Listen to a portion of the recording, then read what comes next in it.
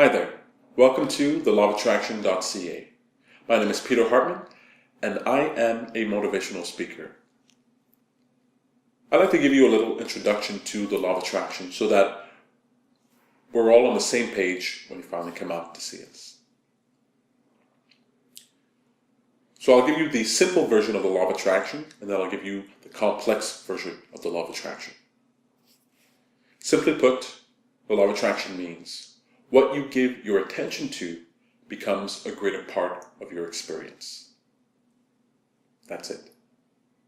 No airy-fairy magic here, just simple common sense. What you give your attention to becomes a greater part of your experience.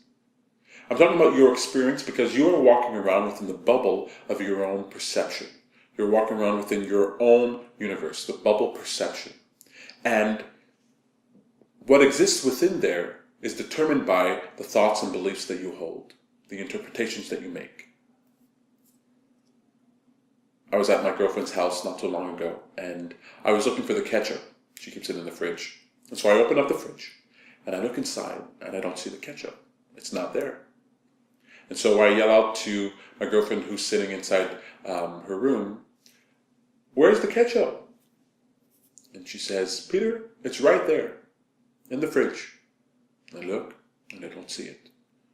I go, "It's not here, where's the ketchup?" And she yells back at me, "Peter, it's right there in the fridge." I look, and I don't see it. I look real hard, and I don't see it. I yell back, "It's not there, where's the ketchup?" She says, "Peter, damn it, don't make me come up there and show you that the ketchup is right there in the fridge." All right, the ketchup's in the fridge. I got it. So I'm looking in the fridge, and I'm looking, and all of a sudden, right there, it appears right in front of me. Now, I'm not going to tell you that the universe magically materialized the ketchup right there in front of my face. That's not what's happening. The ketchup was already there, but because of the mindset that I had, because of the belief that I had, I was unable to see what was present right there in my experience. And that is a lot of what life is like. And every moment of your day, you are sitting in an ocean of potential, an ocean of possibilities. And depending on the frame of mind that you exist in, you are able to see those possibilities or not, right? The opportunities that are around you become revealed. The information around you, the patterns, the power around you becomes revealed when you exist in a mindset that is expecting to find it in every single moment. And so you can give your attention to anything.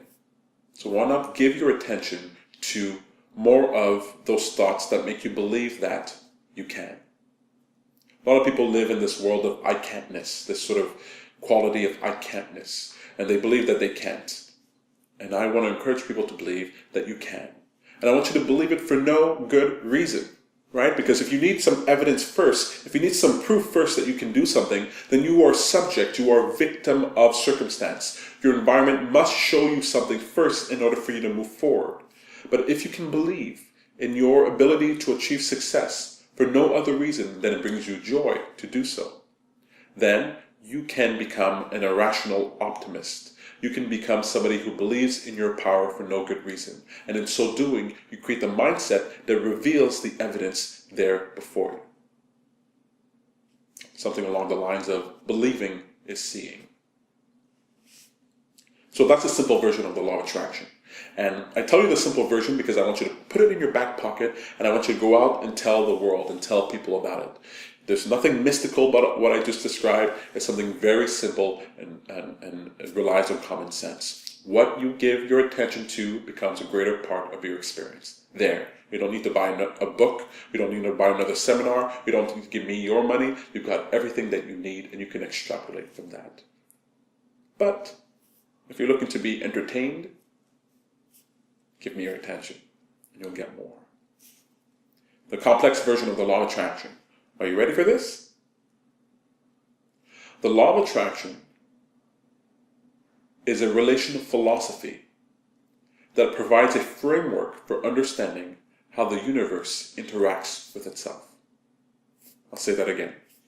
The law of attraction is a relational philosophy that attempts to provide a framework for understanding how the universe relates to itself. So let's break that down. A relational philosophy. Well, what is that? A relational philosophy is one that assumes, that presumes, that nothing can exist independent from anything else, that everything exists in a relationship with its environment. So the planet can exist without the space around it, without the solar system. And you can exist without the country and without the people on this planet, and the food that you eat, and the plants that grow, and the animals that exist here. If I asked you to define who you are rather, in order to define yourself accurately, you would actually have to describe the entire universe. Because who are you? You might be a son or daughter. The only way you can be that is with parents. You might be a Canadian or an American or a European. Well, you can't be that without the country you exist in. You are an earthling, and you can't be an earthling without the planet that you exist on. You could be a student, and in order to be a student, you need to recognize that school is part of that. You could be an employee, and you need to recognize the buildings that you're working in and the employer who's employing you. There's no way to accurately describe you or anything without implying or assuming or describing the entire universe. Every particle makes up who you are. Who you are is not limited to your physical form. Your physical form is just one aspect, one dimension to who you are. But who you are expands beyond this present moment, expands beyond this place, and connects to everything worldwide and universally. Now, why is that important? That's important because if you have a desire for something, you have to understand that the object of your desire exists in connection with who you are. You are relating to your desire, and you can feel that relationship. You can sense that relationship by how you feel. Your emotions, your feelings are letting you know whether or not you're getting closer or further away from what you're wanting. Now, there's a lot that can be said there, but let's just touch on the basics here.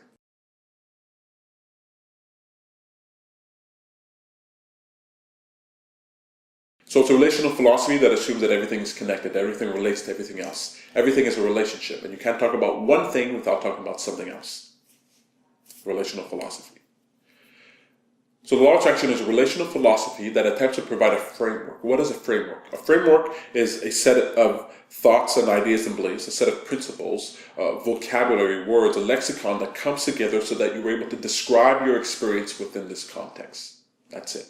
Right? It's just all of the tools that are available to you in order to define this experience that we call the law of attraction. So one of the things that we define there is being positive.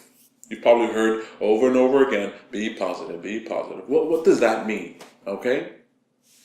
Well, I like to ask, is positive being good? Is negative being bad? No, not so much. Positive is that which is constructive. And negative is that which is destructive. I'm not saying good or bad. I'm not putting a moral judgment on these words. I'm just saying that positivity is that which brings things together. It brings harmony, cohesion, unification, balance, togetherness.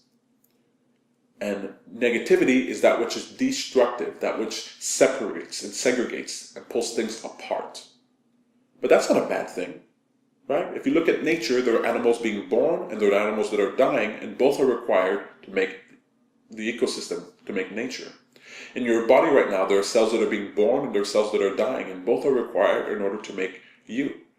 If you look out into the universe, you'll see suns that are exploding, and then you'll see planets that are being formed, and both are required to make the universe.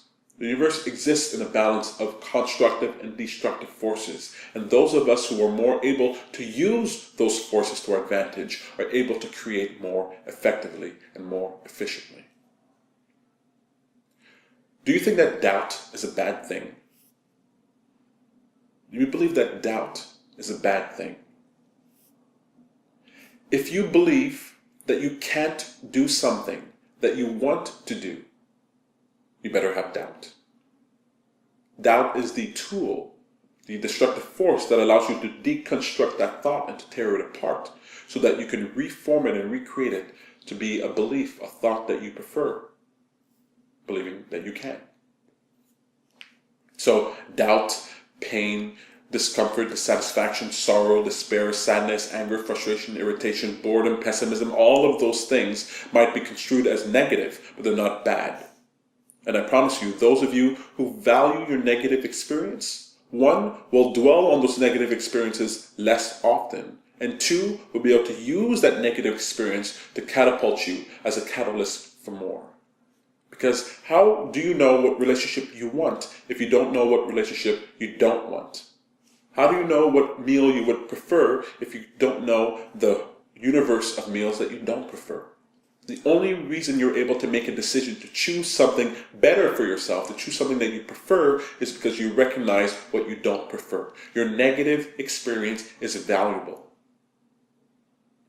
Positive is that which is constructive. Negative is that which is destructive.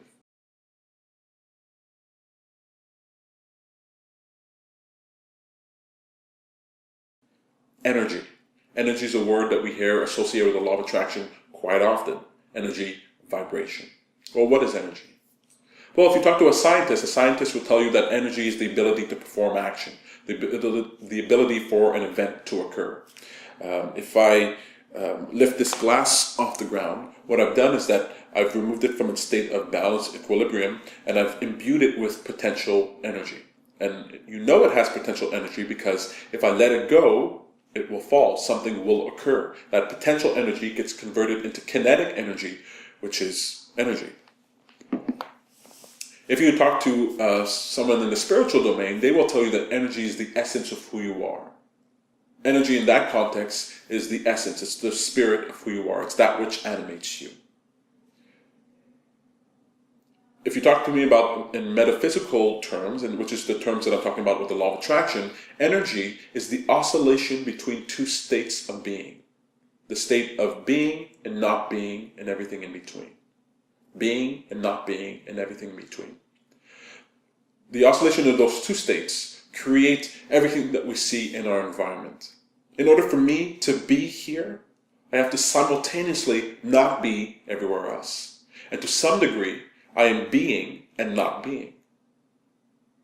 In order for you to be there, you have to be positively where you are and negatively not everywhere else. That's the only way you can have the experience of being you. Now, possibilities are like quasi there, right? You understand when we say the word something that has potential or the possibility of something? We're defining a state that is in and out, that is there and not there. We're using that word, it's the closest word that I could find to marry the two ideas between being and not being.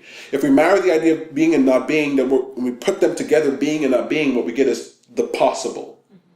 Okay, it's the most accurate description. The possible is there and also not there at the same time, to whatever degree. Okay, whatever degree. So that what's vibrating is two states of being.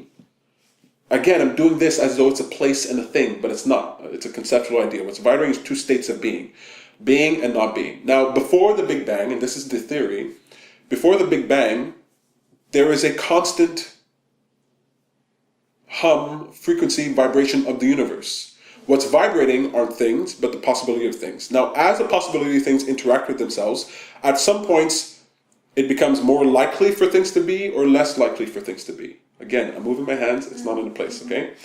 More likely to be or less likely to be. When the likelihood of something, of anything to be, becomes more likely, then you get this explosion, this catalyst, this Big Bang, because that vibrating is energy.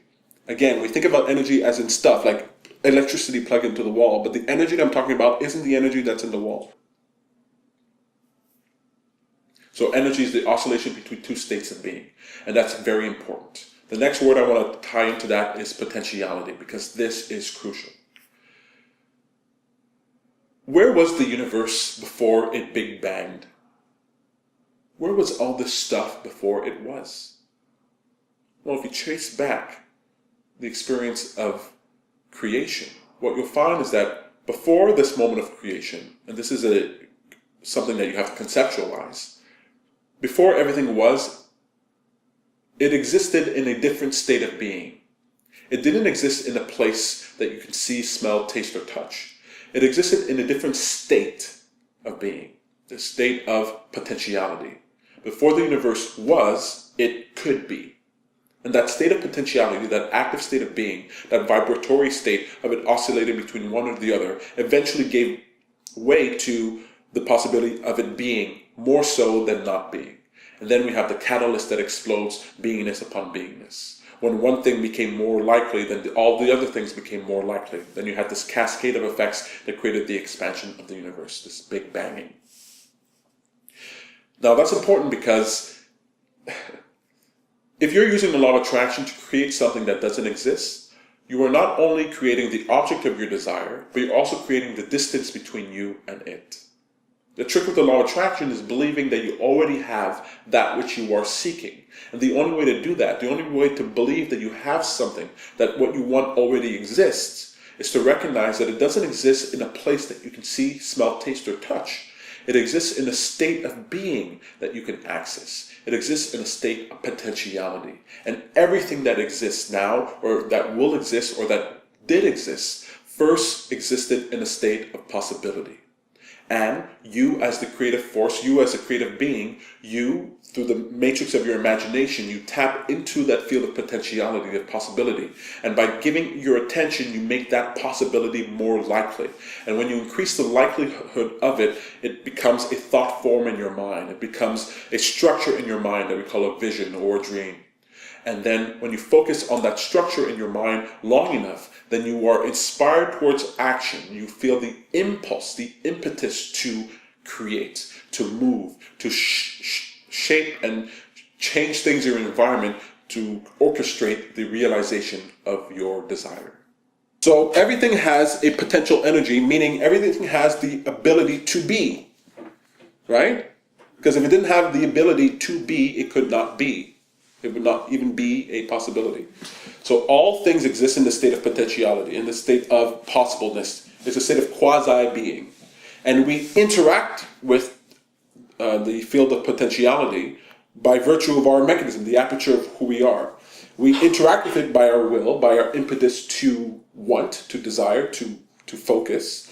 And when we give it our attention, we tease it out of we increase its likelihood to be. We tease it out of potentiality and we make it actual. We actualize it. We make it real. That's the process of realization.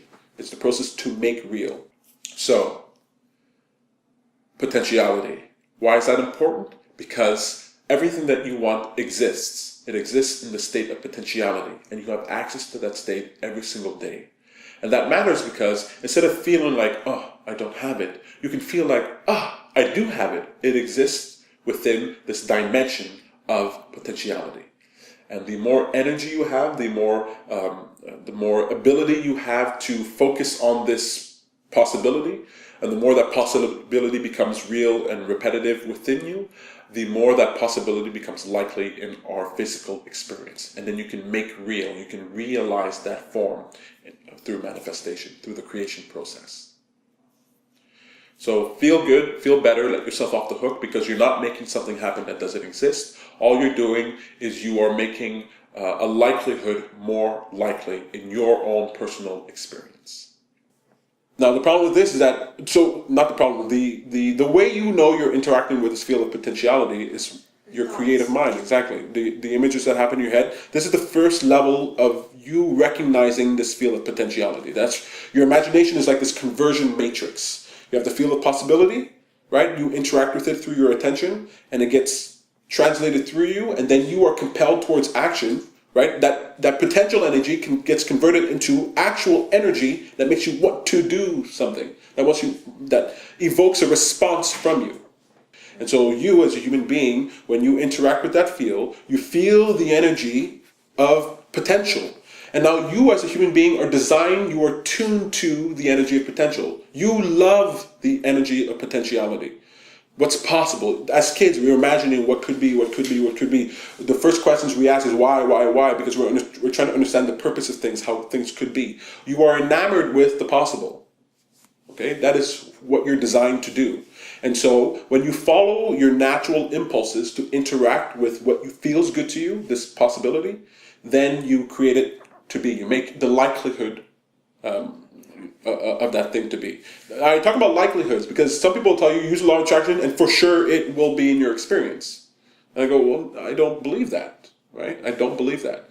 What I do believe is that you increase the likelihood, and that's enough for me to feel happy. energy, the realm of potential, positive and negative. Now, there are so many more words, so many more descriptions, so many more ways of defining our experience. And that is what the law of attraction helps us to do. It provides us with a framework to understand how the universe responds to itself. Now, the universe is responding to itself, right? And I know I'm sort of personifying the universe like people personify God. It's this force that's looking out and thinking about you. But really, you are the universe. You are the thinking, tasting, feeling, smelling, licking aspect of the universe. You are the aperture through which the universe operates. And so the consciousness that the universe has, the will that the universe has, is your will. And the more you exercise your will, the more you allow the possibilities of the universe to flow through you and be manifested. So the universe is responding to itself. It's not doing it consciously, just like most things that you do are not done consciously, but you are interacting with your environment. There's always an interchange, an exchange. Everything that you do in this environment is transactional. You're giving and you're receiving. And when you understand this process, then you can choose more deliberately how you give and more deliberately how you receive.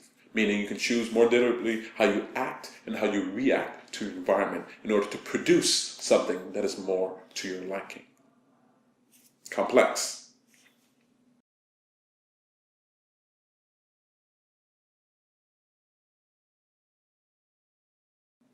So that's the law of attraction.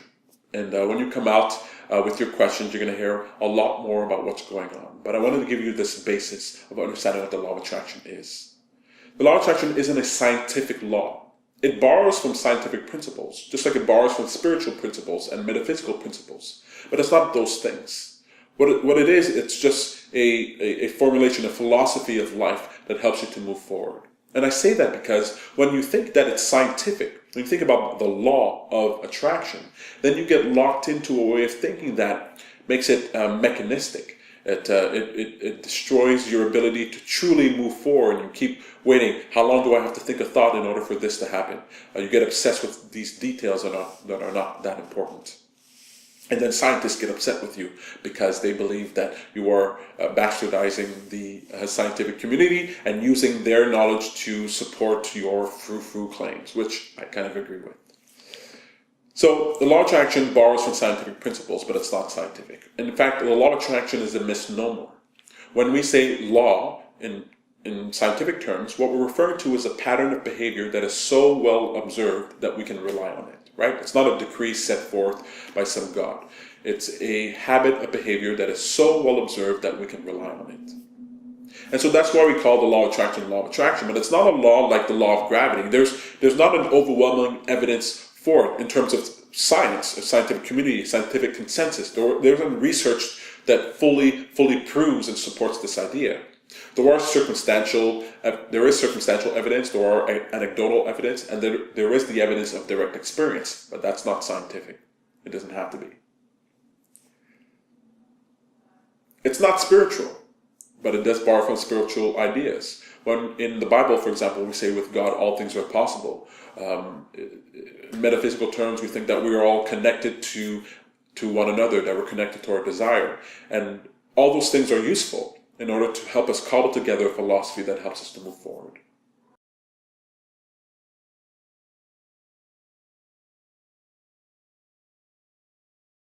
So here you are, a thinking, creating human being, eager to manifest your desires in physical reality. Well, how do you do that?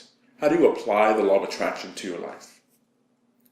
Well, the law of attraction is about a positive mindset, a constructive mindset. It's about believing in I can, believing in your own ability to achieve success. Just think about it. When you're doubtful, when you're pessimistic, when you believe that you can't do something, do you feel that you have the energy, the impetus to move forward? Do you feel like you have the ability to challenge yourself and to deal with obstacles? Do you have the will to do more? No, you don't. Right? You feel apathetic, you feel lethargic, you feel down. Well, how would your life change if you believed in your own success 10 times more or 100 times more? How much more work would you do? How Much more willing would you be to move forward with your dreams, to test things out, to engage with your reality, to express who you are, if you believed in your power to create. Everything starts from the inside. Everything moves from the inside out. And the creation process starts with a belief, a thought pattern within you. And so, in order to apply the law of attraction, you must start training yourself to think in a way that connects you to the I can idea, that connects you to your ability to achieve the success you're looking for. And we do so by giving our attention to that which draws life from us, by following our passion. If you talk to an entrepreneur, a business person about success in business, they will tell you, be persistent. Do not quit. The only difference between those people who achieve success and those who don't are the people that want to achieve success never quit. They don't stop. They don't stop because they allow themselves to learn from their failures, from their multitude of failures, and it only helps them to achieve the success that they're looking for. They don't stop. They don't give up. They don't quit. But if you press them long enough for more advice, eventually they're going to come around and tell you, well, look, you're going to have to find something that you're passionate about, because you will never be persistent about something if you're not passionate about it. And so finding your passion is very important. Okay, so you might be intimidated by that, right? Finding my passion. I don't know what my passion is. Well, follow your passion, right? But if you can't follow your passion, follow your interest. If you can't find an interest, then follow your curiosity. And if you can't find something you're curious about, well, then you're screwed. But don't worry about it, because if there's something that's common between people who are born in China or people who are born in Canada, is that we're all born with curiosity. We're all born with something that we're curious about. We all live in a world that evokes curiosity from us. And so all you have to do is be willing to follow that thread of curiosity long enough that it becomes an interest. And you follow that interest long enough until it connects you with your passion. And then when you find something that you're passionate about, to give it your full attention, recognizing that you will not always feel passionate about this thing, that you are going to experience the cycles of ups and downs, but that when you feel your downs, you don't kick yourself when you're down. You don't beat yourself when you're down. You don't overly criticize yourself when you're down. You allow yourself to be down and then choose as quickly as you can, whenever you're ready, to climb back up, believing that you can. All of life works with this sort of cycles, the sort of ups and downs, the days and nights, the spectrum of human experience. And a lot of people come to the law of attraction to say, finally something, that all the gray clouds will be gone, it's going to be sunshine all the time. Finally I found something where everything's going to go right all the time, 100% of the time. And if it doesn't, it means that something's wrong with me. And I say, no. The only people who say that are people who devalue the negative experience, people who devalue being hungry, devalue being sad, devalue wanting more. The only reason you have a desire for more is because you have a dissatisfaction with where you are. And so your dissatisfaction gives birth to a preference that you want, that you move towards. And so you want to find your passion, but recognizing that finding your passion doesn't mean that it's something that's going to fill you with joy every single minute of the day. But it's something that even when you're not feeling great, you'll want to, on some level, give it your attention. And that's something you train yourself to do. And you train yourself to do that by not giving up. If I'm looking for a solution to a computer problem, I will look for it for hours. And when I get discouraged, I certainly won't stop there. I'll keep looking until I'm absolutely convinced that there's nothing more that I can do. Because it doesn't matter so much that I fix this computer problem.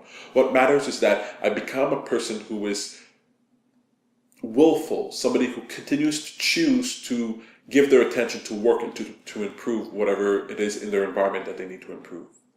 And so I exercise my ability to believe in myself as often as I can, whether that's jumping over a puddle, whether that's trying stand-up comedy, whether that's being a motivational speaker, whether that's putting on lights and putting on cameras. I leave my comfort zone and I show myself that I can do more. And in so doing, I develop a pattern of behavior that translates to the thing that I desire the most. The law of attraction is a philosophy for life. It allows you to wake up in the morning feeling optimistic and hopeful, allows you to be engaged with your environment, allows you to find ways to recharge your batteries and to be energetic, to express yourself, and then to go to bed that night feeling proud and satisfied with who you chose to be that day. And to me, there's nothing that I have found that is more interesting to me than this subject. Is there anything more worthwhile than finding a way to make tomorrow better than today was? To improve just a little bit. In so doing, I believe we provide the greatest benefit to the world. When you express yourself with your truest self, connected to your passion, connected to what matters to you the most, then other people who are seeking a life, a validation, a life that means something to them, they will see people like you pursuing their dreams, and they will derive courage from it. They will themselves be inspired towards action that improves their lives. And so I love to do this because part of me believes that this journey for personal empowerment literally makes the world a better, happier, more satisfying place to live. There's so much more I can talk to you about the law of attraction, and if you go to our YouTube channel, you can see a lot of videos there. If you are a premium subscriber or a digital subscriber, you can get access to our videos online. You can come out to our meetings and ask me any question at all that you want, and you can come out to our events to hear some specialty topics and hear from panel discussions and guest speakers. There's a lot that we're trying to do here. I shouldn't say trying, because we are succeeding, and we're having a really fun time. And I encourage you to come out and to learn more and discover how you can experience a reality that you prefer. My name is Peter Hartman, and I'll see you soon.